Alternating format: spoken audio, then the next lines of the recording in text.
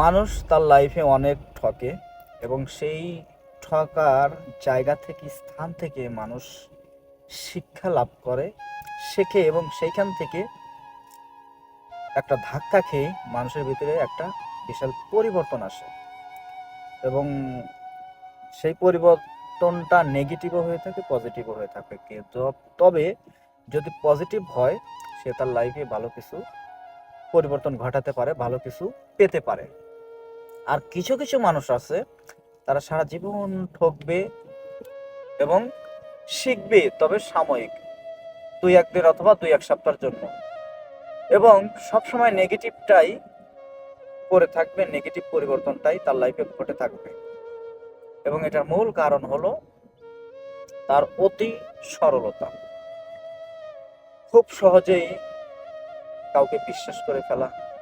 একটা মানুষ সুন্দর করে কথা বলল, সেই কথার উপর ভিত্তি করেই তার সিদ্ধান্ত পাল্টে ফেলা।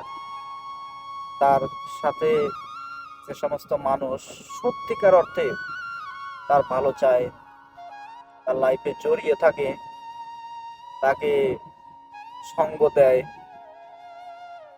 সেই মানুষটাকে আসলে চিনতে ভুল করে, সেই মানুষগুলোকে চিনতে ভুল করে। এবং যারা সুন্দর সুন্দর কথা বলে নতুন নতুন তাদের পাশে আসে, তাদের সেই সুন্দর সুন্দর কথা, তাদের সেই বাচন ভঙ্গি ব্যবহারে মানুষ মুগ্ধ হয়ে তার আপন মানুষগুলোকেই ভুলে যায় এবং অবহেলা করতে শুরু করে। এবং যার ফলশ্রুতিতে কি ঘটে সেটা হলো, সেই ব্যক্তিটা কষ্ট পেয়ে 1 দিন 2 দিন, 1 সপ্তাহ 2 সপ্তাহ বা 1 মাস 2 মাস পরে অবহেলা পেতে পেতে, কষ্ট পেতে পেতে নিজেই কোন এক সময় সরে যায় এবং সরে যেতে বাধ্য হয়।